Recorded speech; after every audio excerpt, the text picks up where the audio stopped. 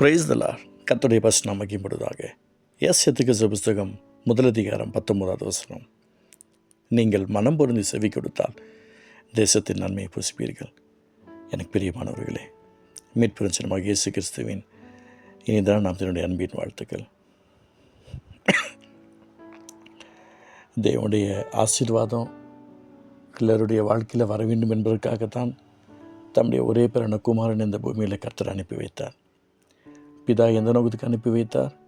அவரை குறித்து கேள்விப்பட்டவர்களுக்காக அல்ல, அவருடைய சத்தத்துக்கும் சித்தக்கும் செவி கொடுக்கிறவர்கள். அதனால தான் இந்த இடத்துல சொல்லப்படுகிறது, மனம் பொருந்தி செவி கொடுத்தால் தேசத்தின் நன்மையை புசிப்பீர்கள். ஆண்டோடைய அன்பு பிரசனம் நம்முடைய வாழ்க்கையில் தொடரட்டும். எத்தனையோ பேரை நம்பி நம்ம ஏமாந்துட்டுருக்கிறோம். எத்தனையோ பேருடைய வாழ்க்கையில் ஆண்டோடைய கிருபையை கர்த்தர் கொடுக்கிறார். ஆண்டவரே கடைசியில் பொய்யான மாயை பற்றில் தங்களுக்கு வரும் கிருபையை போக்குகிறார் என்ற வார்த்தையின் பிரகாரமாய் இப்படி இருக்கிறார்களே என்று வேதனை படிக்கிறார். ஆட்சி நல்லா இருக்க வேண்டும் என்பதற்காக பிடித்தவர்களுக்கு ஆட்சிக்கு ஓட்டு போடுகிறார்கள். வந்த பின்பு அதில் ஒரு ஏமாற்றம். எல்லோரு விஷயங்கள்லையும் ஏதாவது ஒரு கலக்கம் இருக்க தான் செய்கிறது. ஆனால் இயேசுவுடைய ஆசீர்வாதம் என்றைக்கும் மாறாதது தான், என்றைக்கும் விலகாதது தான். அதுக்கு என்ன செய்யணும் தெரியுங்களா? நீங்கள் மனம் பொருந்தி செவி கொடுத்தால் தேசத்தின் நன்மையை புசிப்பீர்கள். மனம் பொருந்தும். மனுஷன் எப்படி வேண்டுமானாலும் மாறுவார்கள். மனுஷனுடைய சிந்தனைகளும் எண்ணங்களும் எப்படி வேண்டுமானாலும் மாறும். எக்ஸாம்பிளுக்கு அரசியலில் பார்த்துக்கோங்க.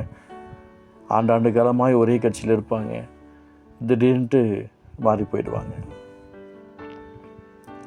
ஒரு நாள் அதுவும் ஒன்றும் இல்லாமல் போகும்போது அப்போ நினச்சி பார்ப்பாங்க, எனக்கு பிரியமானவர்களே, நம்முடைய மனசை ஏசப்பட்ட கொடுங்க. என் அன்பு பிள்ளைகளை, குடும்பத்தாரே, உங்கள் மனசை ஏசப்பட்ட கொடுங்க.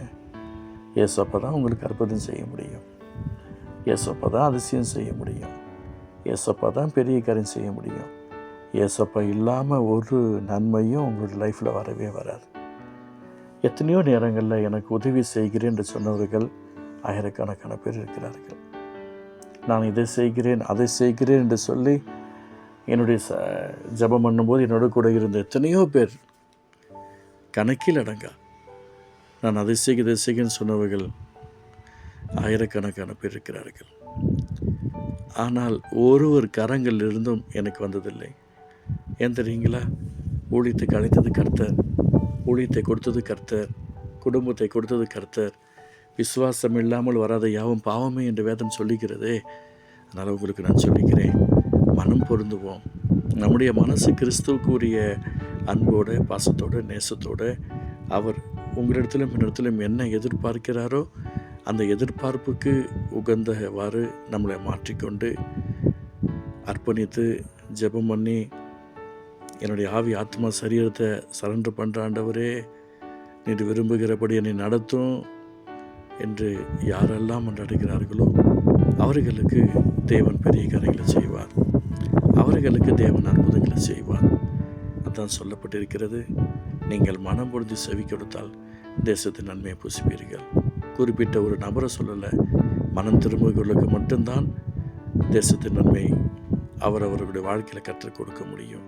அப்போ எங்களுடைய லைஃப்பில் நாங்களும் நீர் விரும்புகிற பாத்திரமாக, நீர் விரும்புகிற ரூபமாக, எந்த நோக்கத்திற்காக நீர் எங்களை வேறுபடுத்திருக்கிறீரோ அந்த நோக்கத்தை நிறைவேற்ற உங்களுடைய சத்தத்துக்கும் சித்தத்துக்கும் செவி கொடுக்கிறோம். உங்களுடைய ஊழியத்தை நிறைவேற்றுகிறோம். எங்களை ஆசீர்வதியும், கிருபை செய்யும். இயேசு நல்ல பிதாவே, ஆமென்.